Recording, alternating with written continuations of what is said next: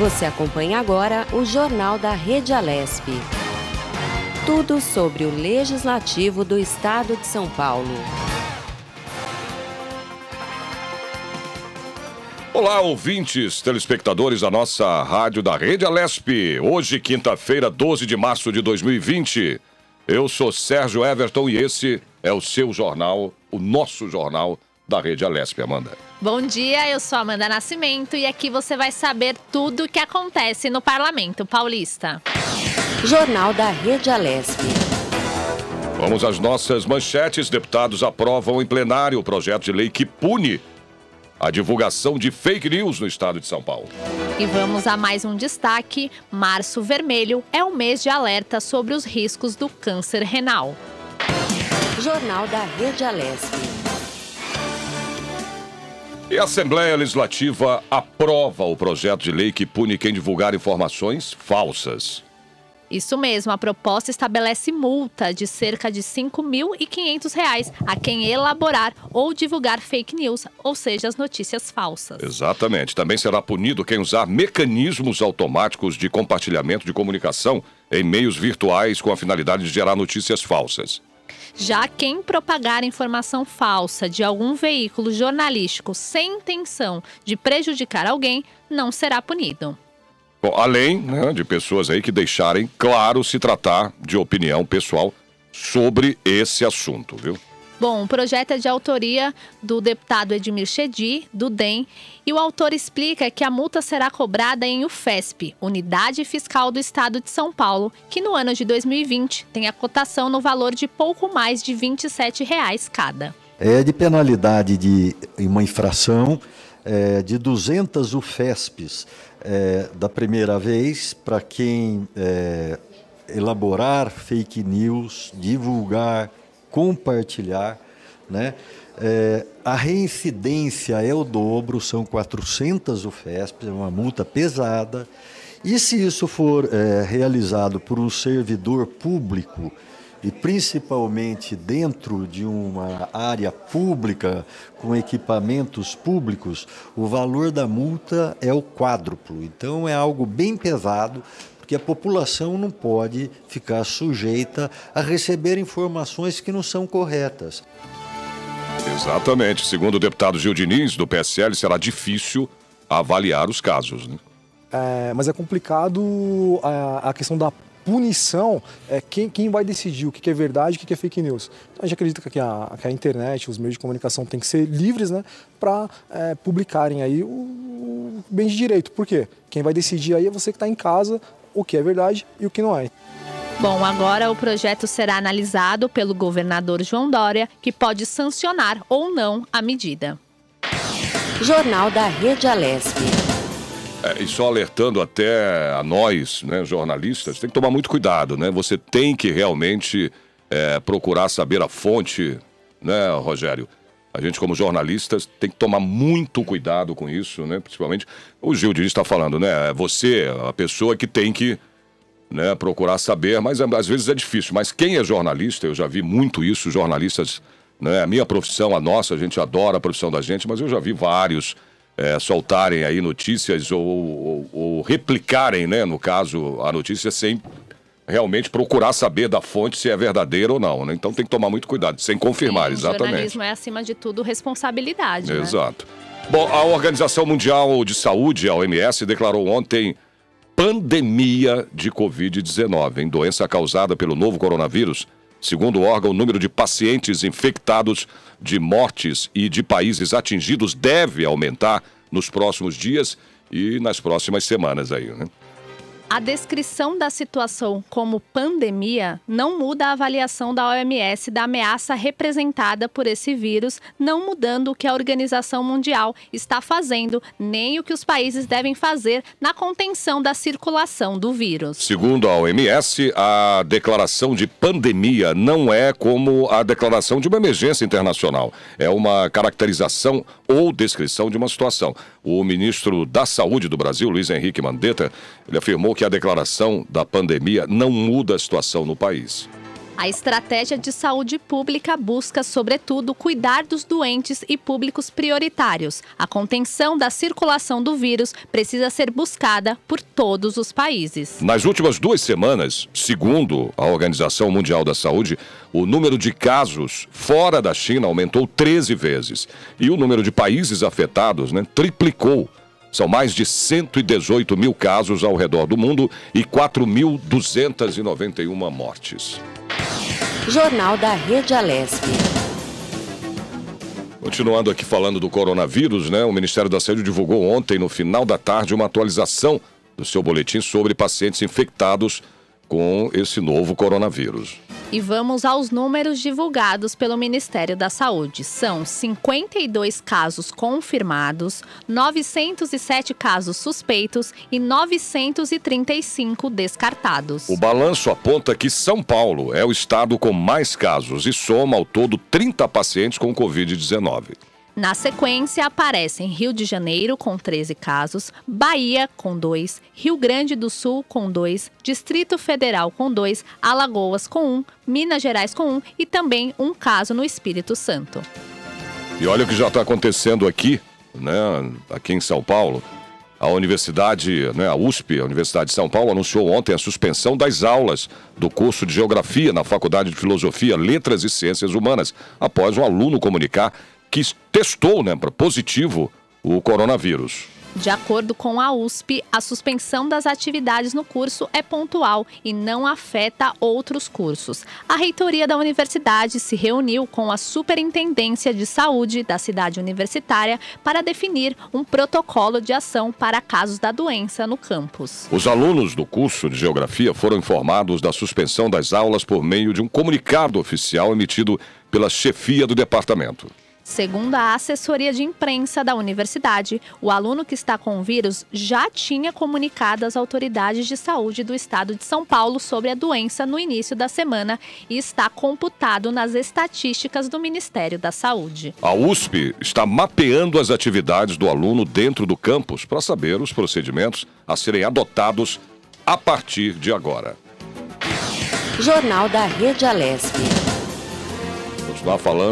Continuar falando de doença, mais uma, o sarampo, é uma doença viral grave e altamente contagiosa, que pode evoluir para complicações e levar à morte. É transmitido, também por um vírus, Bom, os primeiros sintomas do sarampo são febre, tosse, coriza, como se fosse um resfriado comum. O Ministério da Saúde lançou, em fevereiro de 2020, uma campanha contra o sarampo. A meta era vacinar 3 milhões de crianças e jovens de 5 a 19 anos. Então, a gente faz essa comparação porque o coronavírus, é uma gripe, é um resfriado, é um vírus, É um vírus também, mas é como se fosse também... Sintomas bem parecidos, É o mesmo, praticamente os mesmos sintomas aqui do sarampo, Sobre esse assunto, nós vamos falar agora por telefone com um infectologista do Centro de Vigilância Epidemiológica, o Dr. Éder Gatti. Bom dia, Dr. Éder. Seja bem-vindo aqui ao Jornal da Rede Alesp. Bom dia. Bom dia a vocês, bom dia a todos os ouvintes. Doutor Éder, acabei de falar agora, que praticamente as duas coisas são bem parecidas, O sarampo, os dois vírus, Porque o coronavírus é como se fosse uma gripe mesmo, o sarampo também, Você tem praticamente os mesmos sintomas. A meta de vacinação, doutor, que começou em fevereiro deste ano, ela foi atingida? Olha, agora no começo do ano nós iniciamos uma campanha que era focada numa faixa etária muito específica, foi de 5 a 19 anos. Isso porque no ano passado nós já fizemos uma vacinação que cobriu outras faixas etárias. Nesse período, até a semana passada, que é o dado mais atualizado, nós tivemos o comparecimento de cerca de 1 milhão de pessoas nas unidades de saúde atendendo o chamado da vacinação no estado de São Paulo. Lembrando que essa vacinação é uma vacinação que ela é seletiva. A pessoa vai para a unidade de saúde levando o seu documento de vacinação e ali é feita uma checagem se está faltando alguma dose. E nessa campanha, dessas 1 milhão de pessoas que foram nas unidades de saúde, nós vacinamos aproximadamente 46 mil pessoas e as demais não foram vacinadas porque já estavam vacinadas. A meta o sarampo ele precisa atingir uma meta muito audaciosa, que é de 95% da população vacinada, para que a doença pare de circular. Então, assim, a meta não foi atingida, porém a gente tem aí números significativos de procuras de pessoas nas unidades de saúde. O sarampo ele precisa de uma meta tão audaciosa assim, porque ela é uma doença extremamente contagiosa, muito mais contagiosa, inclusive, que o próprio Covid, que o próprio coronavírus. Enquanto o coronavírus aí, ele dá mais ou menos 3 casos secundários após um infectado, o sarampo chega a dar 15 casos secundários por pessoa infectada. Então, por isso que precisa de uma meta tão audaciosa. Só que o sarampo ele tem vacina, diferente, por exemplo, do coronavírus. Então, a gente tem uma medida muito precisa de prevenção. Então, vale o recado para todos os ouvintes. Quem não foi vacinado, por favor, compareça numa unidade de saúde. As pessoas que têm as pessoas que nasceram após 1960 precisam ser vacinadas. Então, é importante o comparecimento de todos nas unidades de saúde. Doutor, o senhor citou a questão do coronavírus, né? Que o sarampo e o corona têm alguns sintomas que são bem parecidos. Como é que a gente pode fazer a diferenciação? A pessoa que está nos ouvindo, como que ela pode diferenciar? Saber que é sarampo? A principal característica do sarampo, eu acho que a principal diferença, inclusive, com o coronavírus, é o exantema, que são as manchas no corpo. O sarampo, ele também dá febre, assim como o coronavírus, ele também dá sintoma respiratório, assim como o coronavírus, que seria, sintoma respiratório seria corrimento nasal, tosse, dor de garganta, produção de catarro. Agora, uma coisa que o sarampo tem e que o coronavírus não tem é as manchas no corpo. O sarampo ele costuma dar uma mancha que é muito característica. A gente chama de uma mancha que ela começa a maioria das vezes pela cabeça, depois dissemina ao longo de todo o corpo.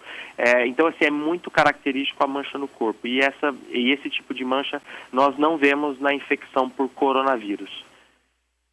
Doutor, a gente teve uma informação, né, de uma japonesa lá no Japão, né, que chegou a pegar pela segunda vez o coronavírus, né? Isso é possível? Como é que é? A pessoa que já teve, no caso dela, isso foi, não sei se o senhor se lembra disso, há pouco tempo foi noticiado isso, né? Que pela segunda vez a pessoa pegou o coronavírus. É verídico? Isso é fato? Pode acontecer? Olha, o principal desafio agora com o coronavírus é que ele é uma infecção nova. E como qualquer doença nova que surge, ela precisa de muito estudo científico, de muita evidência científica, de muita pesquisa, para se comprovar as principais características. Inclusive, uma das motivações de deixar a comunidade científica em alerta é justamente essa novidade,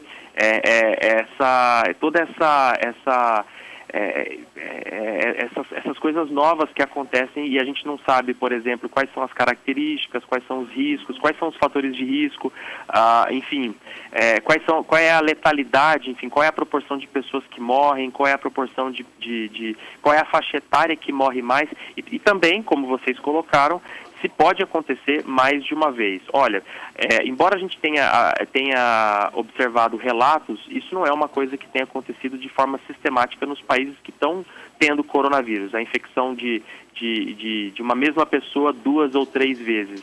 Isso não é uma coisa que está sendo vista de forma disseminada.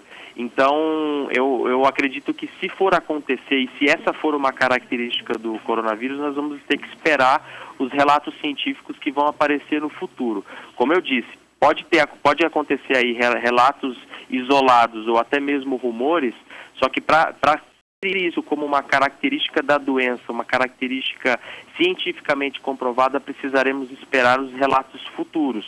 Então, assim, os sistemas de vigilância e a própria academia científica, ela está muito atenta a esse tipo de ocorrência. Mas, por enquanto, é muito cedo para fazer esse tipo de afirmação de que a pessoa pode se infectar mais de uma vez. Doutor, e com relação ao sarampo, quem já teve uma vez pode ter de novo e quem já teve também precisa se vacinar? Como que fica nesses casos?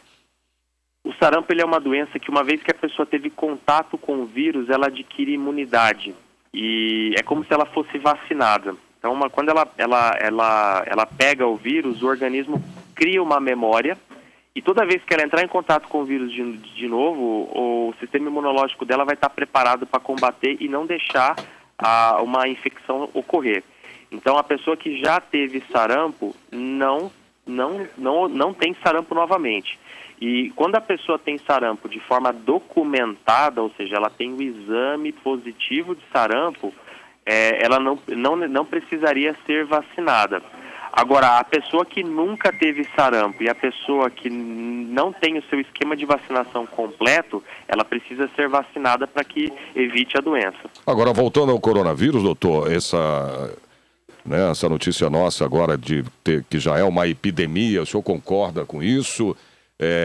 Ou há ainda um pouco de alarde, assim, sem tanta necessidade? Qual é a sua opinião em relação a isso?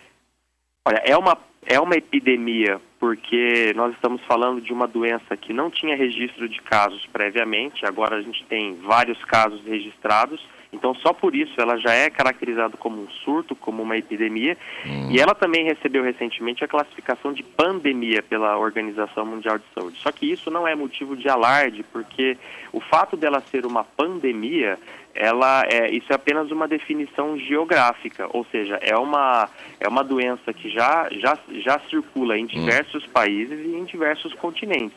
Então, assim, a definição de pandemia ela está atrelada ao fato dela ser uma doença de distribuição global.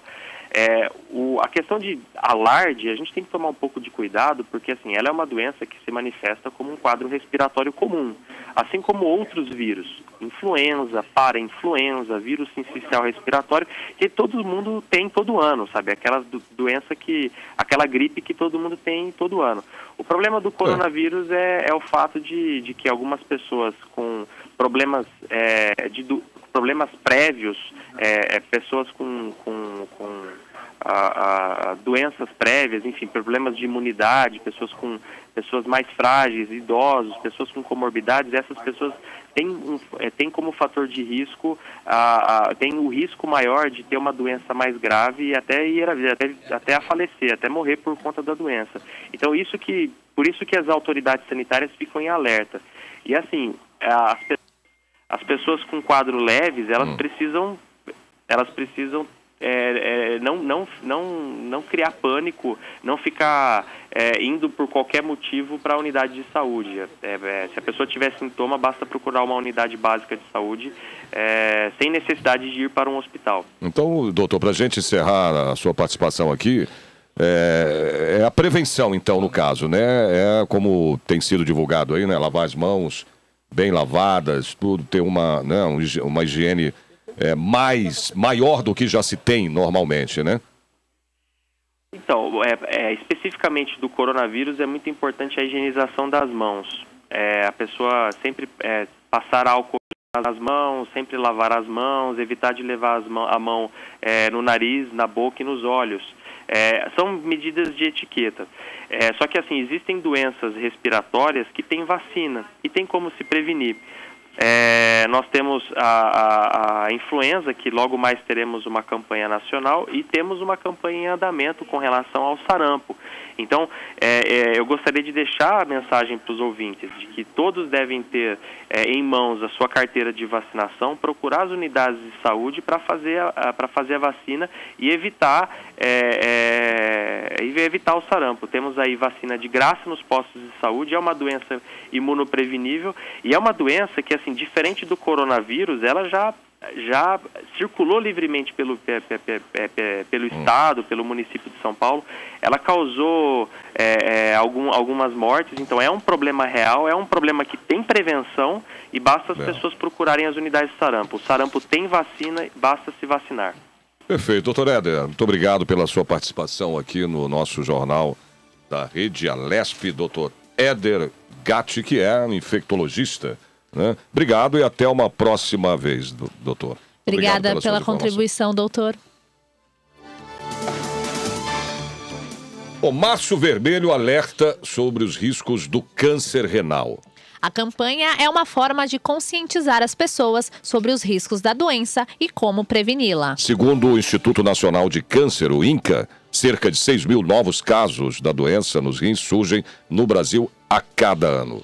A nefrologista e diretora da SBN, Sociedade Brasileira de Nefrologistas, doutora Andréa Pio, conta quais são os grupos de riscos que precisam estar atentos a possíveis sinais da doença.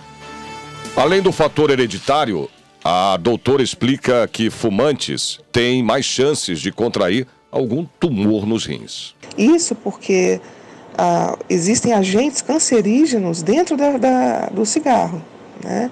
E depois que eles são absorvidos pelos pulmões, eles caem na circulação sanguínea e eles chegam a uma concentração muito alta nos rins. Então, o que acontece? Aquelas células renais, elas ficam ali de forma maciça expostas à ação cancerígena dessas substâncias. Segundo Andréa, sangue na urina e dores abdominais são sinais a serem observados que podem evoluir para um câncer renal. A doutora ainda destaca o Dia Mundial do Rim, que é a data complementar ao Março Vermelho, que alerta para a prevenção de outras doenças renais. Ela recomenda algumas ações que podem ajudar a diminuir as chances de se obter uma doença no órgão. Evitar consumo de sal exagerado, evitar alimento industrializado, evitar o próprio tabagismo. Também medir a pressão arterial regularmente, quem não tem pressão alta pelo menos uma vez por ano. Beber líquido de forma correta e adequada, principalmente água. Evitar ficar muito tempo sem beber água. Então, uma ingestão de líquido pelo menos aí no torno de 2 a 2,5 litros por dia. O Dia Mundial do Rim é realizado toda segunda e quinta. Segunda-feira, né? Toda segunda, aliás, melhor dizendo, vou consertar aqui, é toda segunda, quinta-feira do mês. Não é segunda e quinta, não, podem entender assim, mas é toda segunda, quinta-feira do mês de março. Em 2020, a data cai no dia 12. E para obter mais informações, basta acessar o site www.sbn.org.br/público. Foi realizado um estudo por um instituto que... Jornal da Rede Alesp. Olha, o governador João Dória vem hoje à tarde, aqui, aliás, como ele tem feito, né? Todo mês, o governador, uma vez por mês, ele vem aqui à Assembleia Legislativa, se reúne com o presidente, o deputado Cauê Macris, e com os demais deputados, né? Para saber, né, do andamento da casa, né, dos projetos de lei. Nós vamos saber, né, como será o dia dos parlamentares nesta quinta-feira. Vamos conversar agora por telefone com o repórter Luciano Teixeira, né, Amanda? Chama o Luciano aí. Bom dia, Luciano. Conta pra gente como será essa quinta-feira aqui na Lesp. Bom dia, Amanda, Sérgio, bom dia para vocês que nos escutam e nos assistem. Então, vocês falaram aí da reunião, né, o governador vem hoje aqui para a Assembleia. O horário da reunião com os deputados estaduais aqui na Assembleia é a partir das 2 horas, né? Ele vai se reunir com os deputados, com o secretário executivo da Casa Civil, Antônio Carlos Maluf, e o secretário de Desenvolvimento Regional, Antônio Vignoli, né? Como vocês falaram, já é uma tradição ele vir aqui, é um deferimento à casa, né? Ele vem saber como estão os trabalhos, vem apresentar projetos. E aí a gente vai falar agora um pouco sobre as reuniões, os encontros que vão acontecer aqui na casa, né? Às 1h30 da tarde tem a reunião da Frente Parlamentar Enfrentamento DST, AIDS e HIV, né? Que vai acontecer na sala de reunião número 2114, no segundo andar aqui do prédio anexo. 2 horas também tem o primeiro fórum das mulheres policiais penais do Brasil. Vai ser no auditório Teotônio Vilela, né? A solicitante é a deputada Mônica da bancada ativista. Às 6h30 da tarde tem tem um seminário, abordagens policiais, perpetuação do racismo estrutural, no plenário Dom Pedro I. E às 7 horas da noite tem a homenagem ao Dia Estadual e Internacional dos DJs, que é no auditório Franco Montoro, solicitante é o deputado Campos Machado. É essa a programação hoje aqui da Assembleia. A gente teve aí algumas reuniões canceladas durante a manhã, a gente não sabe se é por causa de coronavírus ou não, né? Mas a princípio não tem nenhum impacto aqui na casa em relação a essa questão. E a gente vai aguardar a visita do governador João Dória, 2 horas, ele fica aqui 1h30, entre 2 horas e 3h30 da tarde, né, e saber o que vai acontecer, o que ele vai discutir com os deputados, se vai apresentar algum projeto novo. São essas as informações que a gente tem aqui da agenda da Assembleia Legislativa hoje em São Paulo. Obrigada pelas informações, Luciano. Olha, a realização de uma audiência pública sobre estudos da revisão das tarifas da Sabesp foi aprovada por unanimidade pela Comissão de Direitos do Consumidor. No próximo dia 20, representantes da Agência Reguladora de Saneamento e Energia, da Companhia de Saneamento Básico, do Observatório Nacional dos Direitos à Água e ao Saneamento, além do Sindicato dos Trabalhadores em Água, Esgoto e Meio Ambiente, estarão reunidos. Bom, eles vão debater com a população quais meios, de melhoria do serviço por aqui. O requerimento é de autoria do deputado Jorge do Carmo, do PT, que falou sobre esse assunto.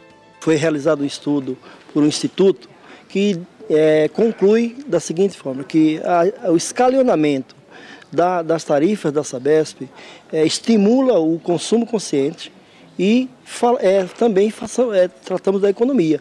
Economia tanto das pessoas, do recurso, né, do quanto ela gastava pelo metro cúbico de água, mas também a economia de um bem da natureza que temos que ter uso racional. Então esse requerimento foi apresentado com esse espírito. A solicitação para ouvir os presidentes executivos de diversas companhias de seguro automotivo também foi aprovada pela comissão. Segundo a deputada Letícia Aguiar, do PSL, o consumidor precisa entender nas entrelinhas o que está sendo assinado nos contratos. Muitos consumidores não sabem, que eles possuem o direito de escolha da sua oficina reparadora de confiança. Então, isso não pode ser uma imposição das seguradoras. Às vezes, a seguradora ela dá algum benefício para o seu sinistrado, para o seu segurado, de que ele escolha uma oficina que a seguradora quer, E em troca dá alguns benefícios do próprio seguro para a renovação desse seguro. Só que muitas vezes, isso está acontecendo, nós queremos deixar claro aqui, ouvindo esses representantes, é que muitas vezes essas pessoas não estão sabendo que elas estão recebendo peças remanufaturadas, peças que não são originais, mas estão pagando por peças originais. Quando você adquire um seguro, você adquire ele para ter a tranquilidade, a segurança que seu carro vai ter o respaldo garantido para a sua segurança, para a segurança do seu uso, da sua família, e a gente tem visto algumas denúncias a respeito disso. Olha, o presidente da comissão, que é o deputado Jorge Wilson, que é o xerife do consumidor, ele acha essencial que a população conheça os direitos para que não sejam lesadas por companhias e prestadoras de serviços. Muitas vezes você vai comprar um produto em uma loja, aí eles já querem embutir o seguro sem a informação para o consumidor. Então tem muitas coisas que deixam o consumidor na dúvida, sem saber da segurança que ele tem no momento que ele for ou não adquirir essa pólice. Eu acho que inclusive na questão de coberturas, tem muitos detalhes que nós precisamos tratar aqui nessa comissão.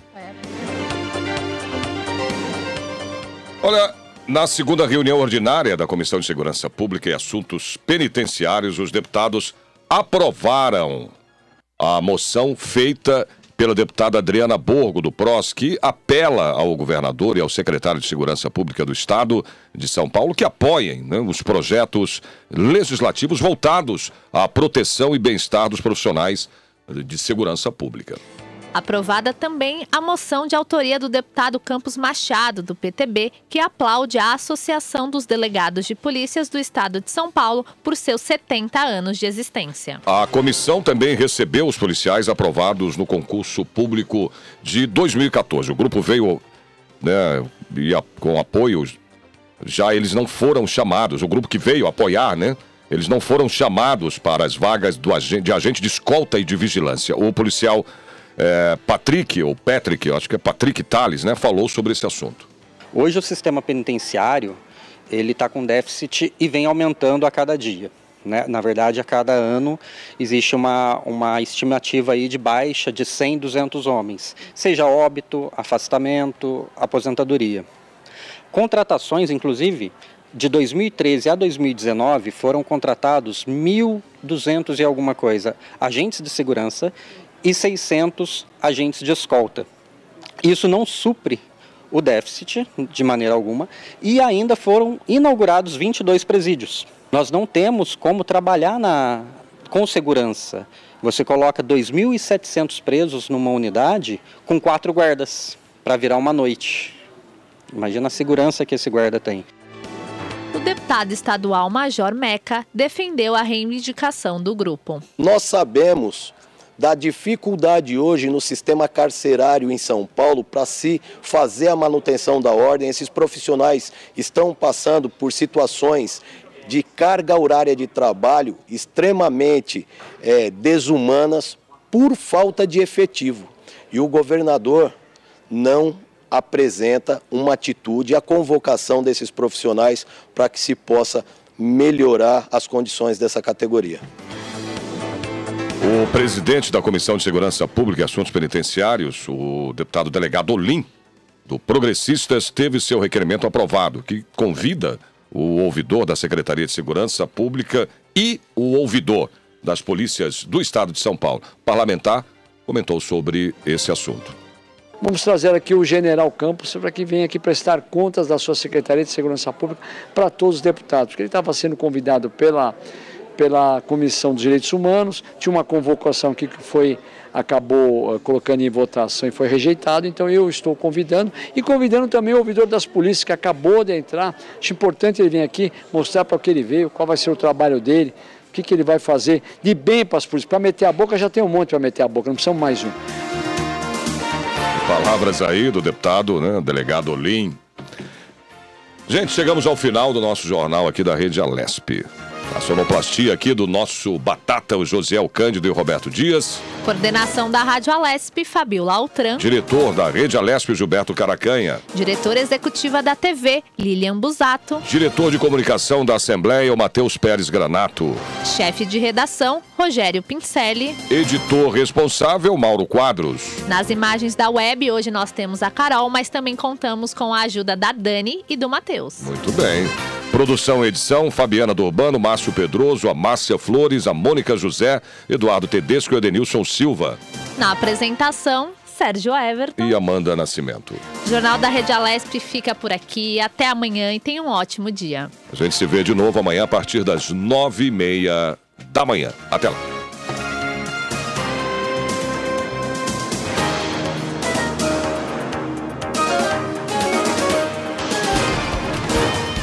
Você acompanhou o Jornal da Rede Alesp. Tudo sobre o Legislativo do Estado de São Paulo.